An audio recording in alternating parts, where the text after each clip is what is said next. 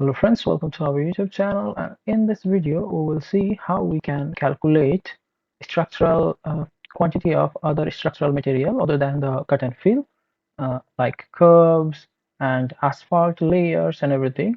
Here I have just kept it the layers of the pavement 1, 2, base as default right now, but this one varies project to project, so that you can actually just select the subassembly, and then you can change the thicknesses. Okay, but for this right now we will just calculate the structural quantity, how much it is, and including these pavement we have here, side pavements. Okay, so let's go ahead and see how we can do it. Okay, so we just see here we have 4 layers. Okay, and once you click on the select one of the sub-assemblies, you can go to the properties and see what are the layers: pavement 1, pavement 2, base, sub base. Okay, so these are the 4 layers, and their thicknesses, respective thicknesses are here. Okay, and the width. So this is all we need to verify the calculated quantities. Okay, so as you must have seen in the previous videos, we calculated the earth volume and displayed as a table.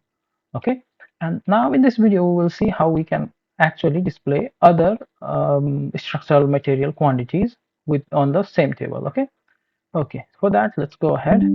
We click on, we'll select one of the cross sections, like I select this one, and go to the compute materials over here, launchpad, and select your alignment and the sample line group. We have only one right now, so say okay, and then on the material list we can add a new material. Okay, and the material you can name it.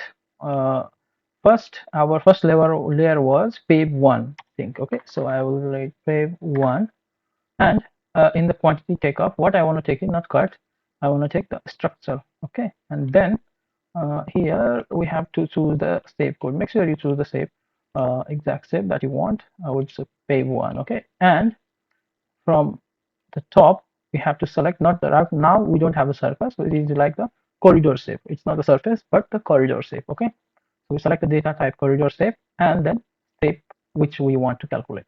So we'll select pave 1. Okay, and add to it. So it's added, and okay, this one is done. So we say apply. Okay, but we see here we cannot see the pavement yet. So to display that, what you have to do is select one of the cross sections, and we go to the view group properties and to the change volume material tables. And on this table we did not sample that to display it, so we just remove this table and then again add table again and say add, choose our table style and add. And now this one is visible, which materials will be to pave 1 also. So we add it and say apply and okay, and you see here you can see the material. So let's go ahead and verify this if it is correct. Maybe this one is misaligned, so you just select one of the cross sections and just say update group layout, and it will update and properly align. Okay, so let's verify. Pave 1, 0.18. Okay, the area at this location is 0.18. So let's see how much was the thickness of the pave 1. Pave 1 thickness was 0.25 meter. Okay, so let's hit calculator here, calculator command. Okay, and we have calculator here. Okay, so it was how much?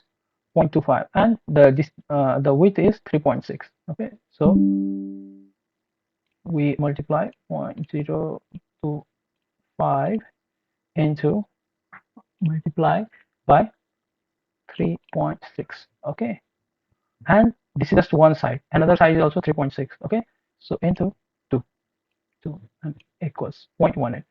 So this is same as we have calculated here. Okay, and these are at distance of 20 meters. Okay, so here we will have the volume. Okay, so this one is the volume here, and the area at this location is also same. So let's multiply by 20 and see 3.6, that's the volume. So now we know that the calculation is correct. Okay, very good. We close the calculator, and this one also should be okay. Okay, now let's go ahead and calculate others. Similarly, in the same way, you can calculate other layers also. For any materials, the process is same. Okay, so let's go ahead and again select one of the cross sections, go to compute materials again, and after selecting these two, we just go ahead and add another material. And for now, I will add the maybe we add the sidewalk. Okay, sidewalk. Okay, and this one is also a structure.